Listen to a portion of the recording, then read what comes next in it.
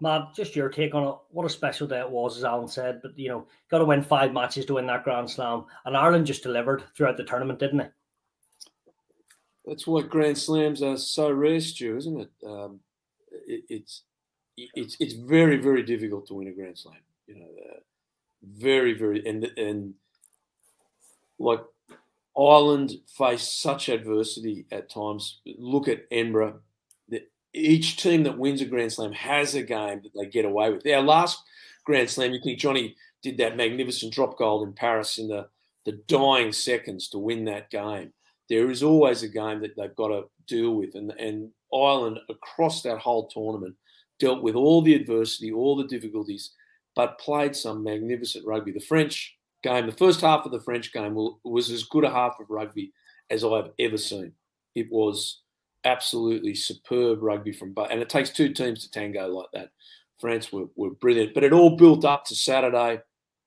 And being in Dublin, I've got to say that I was in the really privileged position of being on the sideline. And when the national anthems were on, wow, the hair on the back of your neck was standing on end. It was unbelievable being that close to it and feeling it. It was superb. And the crowd, the Aviva gets a bad rap at times, and I do agree with it. Sometimes the crowd's quiet and there's too many people walking around buying pints, and all that's true. But I tell you, on Saturday, the people really delivered for the team. The support from the crowd for the players was astonishing. And you could see the players' nervousness in how they played. I don't remember Tyke Furlong throwing a bad pass. I think he threw 3. I don't remember him ever for Leinster or Ireland doing bad passes like that. His handling is superb. And I think that's a reflection on the stress and tension that was in the side. They knew that history was beckoning, but they'll be better for that. They'll be better for that experience when going into the World Cup. Alan said the other part, they got depth. Tom O'Toole came on there. Now, at the beginning of that tournament, if we said, listen, Tom O'Toole's going to be playing at tight head against for part of the game, a significant part of the game against England for a Grand Slam, we'd go, oh, wow, a bit nervous about that. Tom O'Toole's just grown and developed in this phenomenal way, as have so many other players.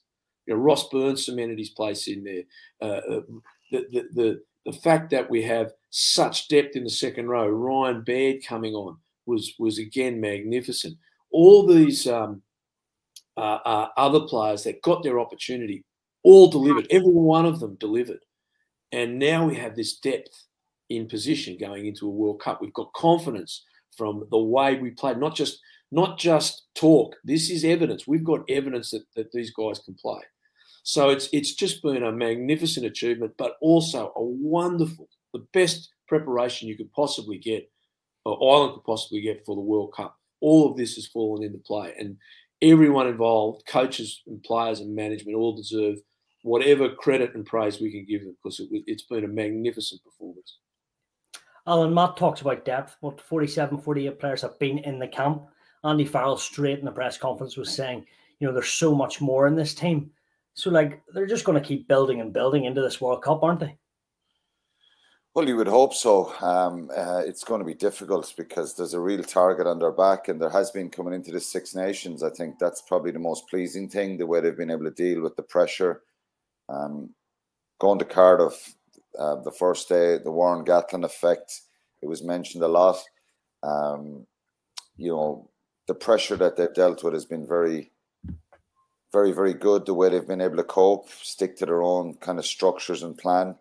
And there's a lot of momentum to be gained from that. So, 2019 it will be mentioned for a while, probably, up to this point now, and depending what happens at the World Cup, it may be forgotten about if Ireland do well at the World Cup. But they've been really superb in their application. They've had issues with injuries. Finlay Bealham has been a big winner. Ryan Baird at the weekend, Tom O'Toole, Stuart McCluskey, and Tom O'Toole, I think, obviously having to come off the bench a number of times, looking comfortable. They've had issues around the injuries as well with what happened in Murrayfield, but it was a blistering start, and I think getting that first away win is really important, and I think that was kind of the cornerstone for for success, and it laid down a platform.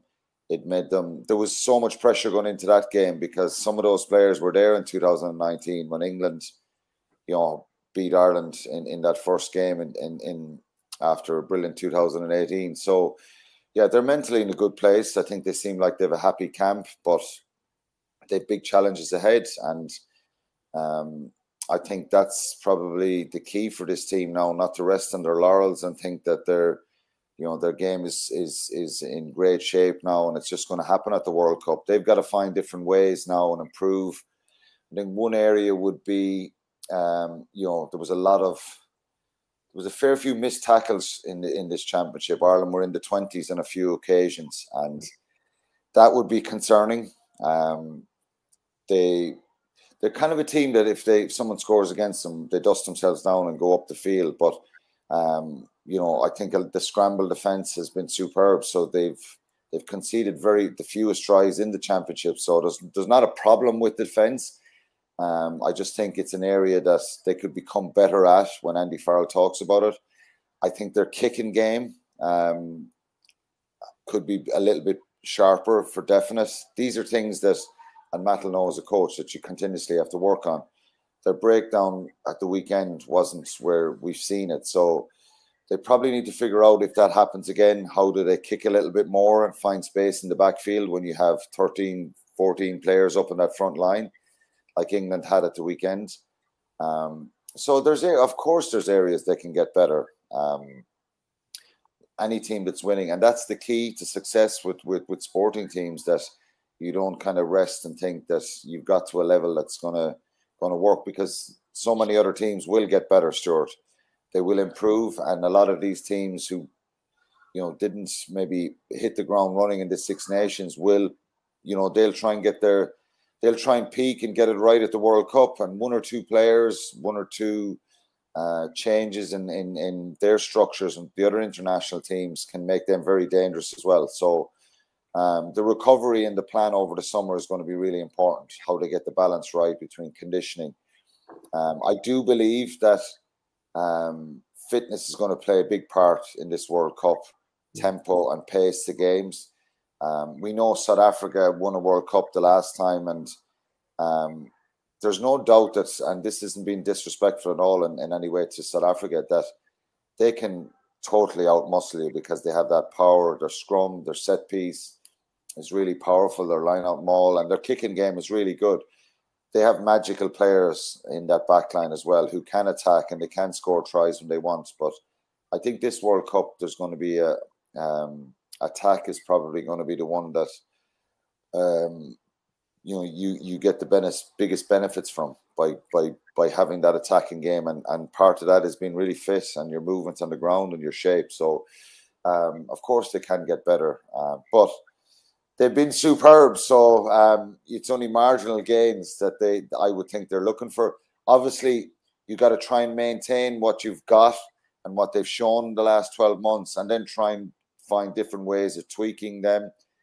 You can always find different strike plays off set pieces and things like that.